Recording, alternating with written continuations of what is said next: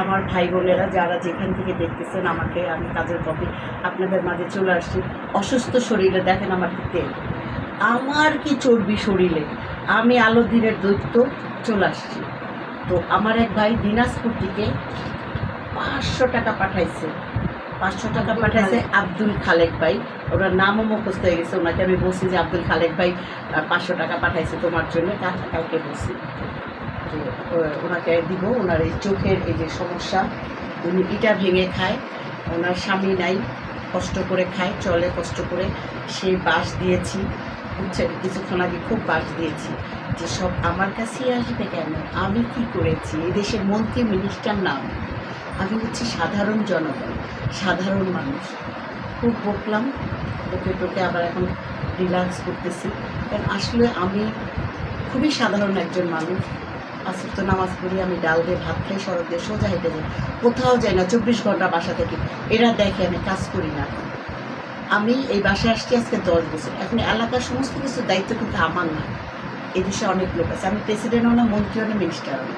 সেটা তাদেরকে বললাম যে আমি 1 মাসের মধ্যে যদি একজনে 4 বার 5 বার দিতে হয়, আর শেখ হাসিনাও 6 মাসে একবার করে ভাতা দেয়, আর আমি মাসে তোমাদের এতবার দিব কেন? কোথায় পাবো আমি? শেখ হাসিনা বছর একবার দেয়নি, আর আপনি মাসে দেন মনে হয় 10 বার। আমার আসলে খুব কষ্ট লাগছে, এই জন্য আমি একটা ভিডিও করেছিলাম খুব খারাপভাবে। তো এটা আমি আর ইয়ে করলাম না, এখন হাসতেছি, মনটা একটু ভালো। যাই হোক, এই 500 টাকা ভাইয়া দিচ্ছে, আমার কাছে আসলে ছিল না টাকা, যার কারণে আমি ভাইয়াকে বলছি। তো ভাইয়া বলছে আপনি কোনো সমস্যা নেই, আমি দিচ্ছি।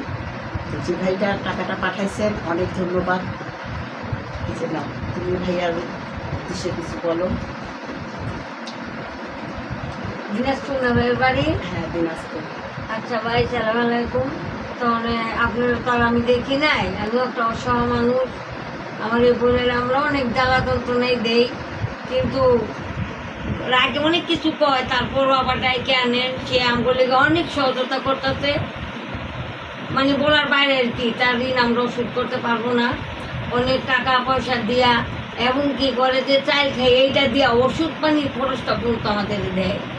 কিন্তু আজকে ভাই আপনি কোথা থেকে টাকা আমার জন্য পাঠাইছেন, আমি ভাই অনেক খুশি। আমার এই চোখটা আমি অপারেশন করতে পারতাছি না।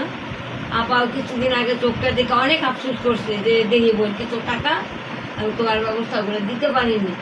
তো আমি এটা ভাঙ্গিয়া খাই, আসলে দিতে পারতাম, দেওয়ার না দেওয়ার কারণ হচ্ছে দেখেন দেশের যে অবস্থা।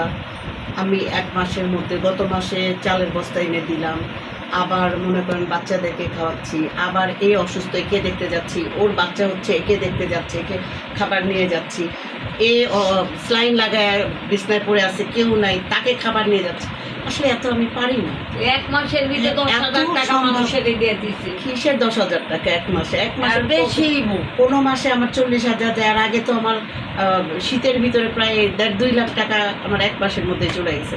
যাই হোক, সেটা বড় কথা না। আমি বিশ্বাস করবেন গত মাসেও আমার নবী সাফায়াত করবে না, আমি এতটুকু একটু চাল রেখে পুরো এত বড় 1 ডিব্বা চাল দিয়ে দিছি, সব চাল দিয়ে দিছি। তোরা না খেয়ে থাকতেছে, তোদেরকে ভিক্ষাও দিচ্ছে না কেউ, ঠিক আছে, চাল দিয়ে দিছি।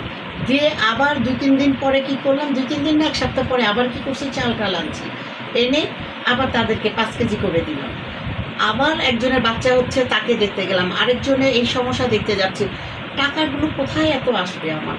আমি তো কাজ করছি না। 10 দিনে তো আপনি 10,000 টাকা গেছে, আর পুরো মাস তো দিছেনি। কাজ ছেড়ে দিয়েছি, আমি হজে যাব চিন্তা করেছি। এখন বাবা যে টাকা দিয়েছিল সেই টাকা দিয়ে ছেলেকে একটা হুন্ডা কিনে দিলাম। তারপর হচ্ছে 6 লাখ টাকা একজনে মেরে খেলো, ব্যবসা করতে দিয়েছিলাম, সেটাকেও মাইর খেলাম। 2 লাখ টাকা এক জায়গায় মাইর খেলাম। তো আমি আসলে একদম পড়ে গেছি, কিন্তু আমি যেভাবে আছি শুক্র আলহামদুলিল্লাহ। রিজিক দাদা উপরে বসে আছে, সে অবশ্যই দেখবে, যতক্ষণ আমার হায়াত আছে আমার রিজিক অবশ্যই আল্লাহ রেখেছে। আমি ওগুলো চিন্তা করি না। আমি চাই পৃথিবী ছেড়ে চলে যেতে, কিন্তু তার আগে হজ করতে। আপনারা আমার সবাই দোয়া করবেন যেন আমি হজ করতে পারি, হজটা করে যেন আমার মৃত্যুবরণ হয়।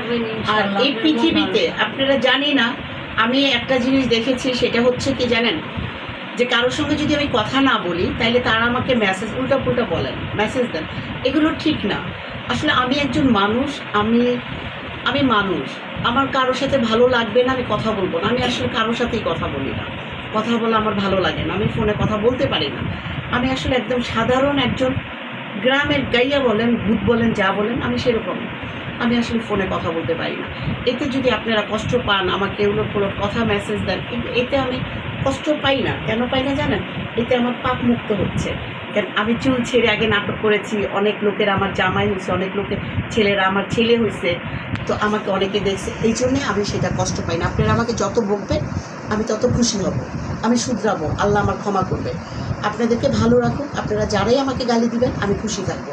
কেন খুশি থাকবো? আল্লাহ আপনাদেরকে রহমত দান করুন, আপনারা সুস্থ থাকেন, আপনার পৃথিবীর থেকে যাওয়ার আগে যেন হজ করতে পারেন। আমি সবার জন্য দোয়া করি, সন্তান, বউ, বাচ্চা, ফ্যামিলি নিয়ে ভালো থাকেন। আমি যেন আমার বাচ্চাদেরকে বুকে নিয়ে